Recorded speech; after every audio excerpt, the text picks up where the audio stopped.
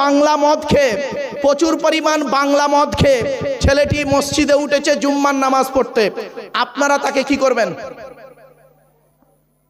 বলুন বলুন, আরে ভাই বলুন না, কিছু একটা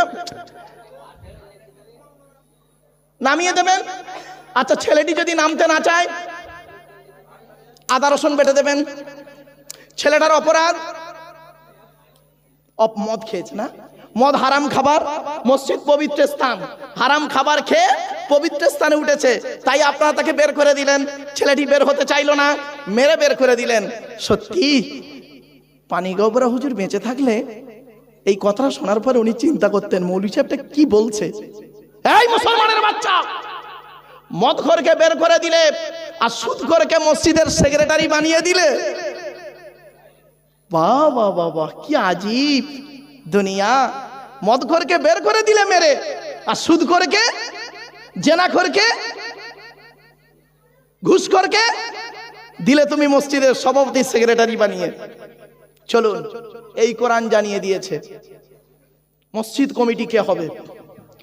ইন্নামা ইয়া'মুরু মাসাজিদাল্লাহি মান আমানা বিল্লাহ ওয়াল ইয়াউমিল আখিরি ওয়া আকামাস সালাতা ওয়া আতাজ যাকাত ওয়া লাম ইয়াখশা ইল্লাল্লাহ ফাআসা উলাইকা আইয়াকুনু মিনাল মুহতাদিন।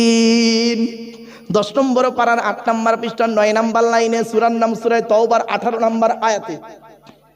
এর বাংলা মানেটা বলছি, শুনে নিন। আল্লাহ বলছেন আমার ঘরের দায়িত্ব তারাই নেবে যাদের মধ্যে 5টা গুণ থাকবে। 1 নাম্বার হলো যে ব্যক্তি 100% আল্লাহকে বিশ্বাস করবে। 2 নাম্বার হলো ওই ব্যক্তি কিয়ামতকে 100% বিশ্বাস করতে হবে। 3 নাম্বার হলো ওয়াকামাস সালাত, যে ব্যক্তি 5 ওয়াক্ত নামাজ আদায় করবে। ও বাবা, কত মসজিদের কমিটি আছে 5 ওয়াক্ত নামাজ পড়ে না। 4 নাম্বার হলো ওয়াতাজ যাকাত, যাকাত আদায় করবে। বাবা, কত মসজিদের ক্যাশিয়ার আছে দেখবেন হিসাব চাইলে খালি পালাচ্ছে, তার মানে মাল ঘাপলা। রাগ করবেন না বাবা। কত মাদ্রাসা মসজিদের নামে বাবা, কত দাড়িওয়ালা টুপিওয়ালা মোল্লা মলি সাহেব পীর সাহেব বাবা, কত মাদ্রাসা মসজিদের নামে চাঁদা তুলে নিজে পেটে খেয়ে নিচ্ছে, গাড়ি বাড়ি বিল্ডিং করে নিচ্ছে। রাগ করো না বাপ, এই কোরআনে আল্লাহ বলেছেন ইন্নাল্লাযীনা ইয়াকুলুনা আমওয়ালাল ইয়াতামা যুলমান ইন্নামা ইয়াকুলুনা ফি বুতুনিহিম নারা ওয়া সায়াসলাউনা সাঈরা। 4 নম্বর পারা 17 নম্বর পৃষ্ঠা 14 নম্বর লাইন, সূরার নাম সূরা নিসার 10 নম্বর আয়াত। আল্লাহ বলছেন যারা এতিমের মাল খেয়ে নেয়, যারা গরিবের মাল খেয়ে নেয়, এতিমের মাল যারা ভক্ষণ করে, তারা তাদের পেটে নরকের আগুনগুলো ঢোকাতে শুরু করে, আর তাদের জন্য সাঈর নামক জাহান্নাম নির্ধারিত করে রেখে দিয়েছে আমি আল্লাহ। এরপরে নবীজি বলছেন কি শুনুন, যারা এতিমের মাল খায় না, এতিমের মাল যারা খায় না, কোরআনে আরো অন্য জায়গায় লা তাকরাবু মালাল ইয়াতীমি ইল্লা বিল্লাতী হিয়া আহসান। সূরা আনামের 152 নম্বর আয়াত আল্লাহ বলে দিলেন, আল্লাহ বলছেন খবরদার এতিমের মাল খাওয়া তো দূরের কথা, এতিমের মালের ধারে পাড়েও যেও না। আর আমার নবী কি বলছেন শুনুন, এতিমকে ভালোবাসবেন, এতিমের পিছনে পয়সা ব্যয় করবেন।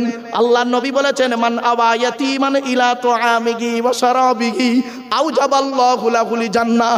যে ব্যক্তি কোনো এতিমকে যদি আশ্রয় দেয়, কোনো এতিমকে যদি খাবার খাওয়ায়, কোনো এতিমকে যদি পানি পান করায়, কোনো এতিমের মাথায় যদি হাত বুলায়, আল্লাহর নবী বলেছেন আওজাবাল্লাহু লাহুল জান্নাহ, ওই ব্যক্তির জন্য জান্নাত ওয়াজিব হয়ে যায়। আমার বাপেরা, জানি না এতিমখানাটা যিনি তৈরি করেছেন তার রুহানি ফয়েজ এখানেই আসবে। যিনি তৈরি করেছেন আল্লাহ তার কবরটাকে নূরুন আলা নূর বানান, বলুন আল্লাহুম্মা আমিন। এই হাদিসটা তার জন্য কতটা প্রযোজ্য আপনারা এখন বুঝতে পারবেন না, চোখ দুটো বন্ধ হলে ওই মাঠে দেখা হবে আপনাদের সঙ্গে আমার। বাপেরা, এত সুন্দর একটা প্রতিষ্ঠান করে গেছেন তিনি, আল্লাহ তার কবরটাকে জান্নাতের টুকরা বানান, বলুন আল্লাহুম্মা আমিন। আমার বাপেরা চলুন, এতক্ষণ আমি আপনাদের কাছে 5 নাম্বারটা কি ওয়াতাজ যাকাত, 4 নাম্বার। 5 নাম্বারটা হলো ওয়ালাম ইয়াখশা ইল্লাল্লাহ, আল্লাহ ছাড়া কাউকে ভয় করবে না। এই 5টা গুণ যার মধ্যে থাকবে তারাই হবে মসজিদে কমিটি।